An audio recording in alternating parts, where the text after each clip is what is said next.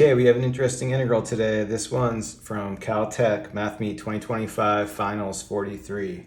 We have the integral from 0 to infinity, sine square root of 3x minus sine 1 over square root of 3x, all over x, e minus x dx. Okay, I have multiple ways to do this one. I think I'm doing two videos. This one's going to be kind of the alternative method. I call it alternative just because I don't usually do it this way. You might consider this like the first method, but what I want to do is focus on just the numerator here.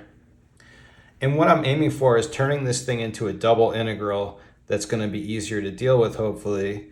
And to do it, I want to create an integral that's going to represent this thing in blue. So it's a little bit of trial and error in getting a feel for it. But what we could do is we're going to need to create some other variable. So like clearly, if we integrate cosine, we're going to get back sine terms. So what I can do is create something like cosine yx dy. And what we're going to want on the bounds is something that when we evaluate, we're going to get the square root of 3 and 1 over square root of 3. So I'm just going to create those like this. Now the only trouble with what I have here is, let's just look at what happens like on the indefinite integral. When we integrate that, we get sine yx. Keep in mind we're integrating with respect to y now. And then what's going to pop out is going to be an x. So we end up with this.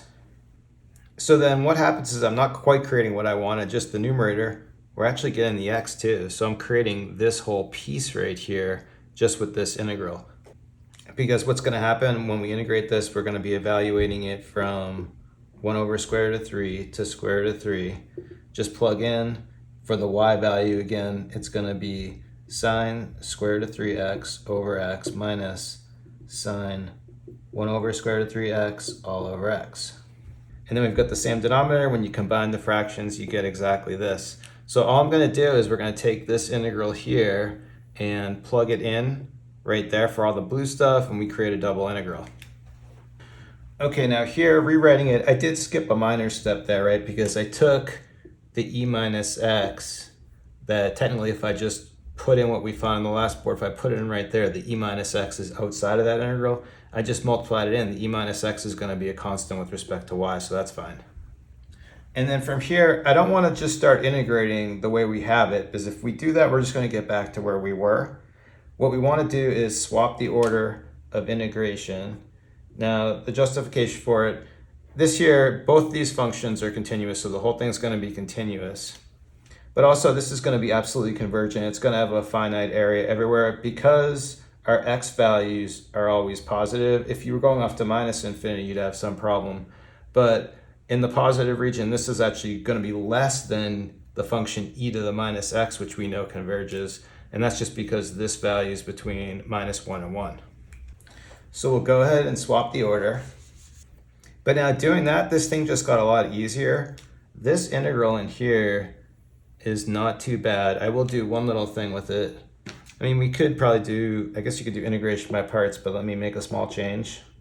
What I've done here is just created a parameter s right here, which in order that I'm not changing it, we'll just say s is always going to be equal to 1. And then what we've done here is we've created a Laplace transform. This is in exactly the right form, same bounds, the e minus sx. So this here is going to be just the Laplace transform of cosine yx. We're keeping in mind y is going to be a constant here with respect to x. So we can just use a formula for this Laplace transform. I have a playlist on Laplace transforms. We've done a video on how we get this formula, but what it's going to be for this is it's going to be s squared plus the constant y squared with y in the numerator.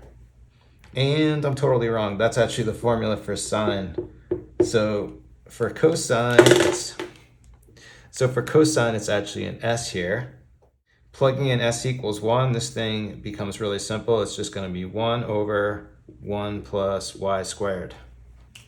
So we'll take this and we'll just plug it back into our integral for all the blue stuff.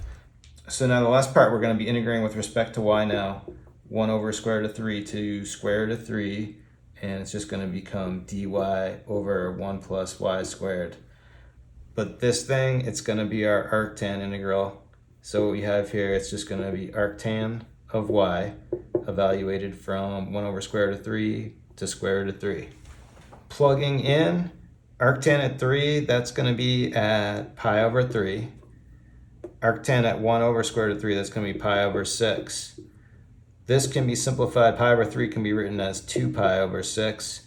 Subtracting, put it all together for my final solution on it, we just get pi over 6, and that's it. Okay, so there you go. I thought that was pretty quick and easy. I'm going to do another video using Feynman's trick. I think that's going to be longer, but I don't really know. I didn't do it out yet, but it seemed like this was pretty smooth. So anyway, that's it for today. Thanks everyone for watching. Have a good day.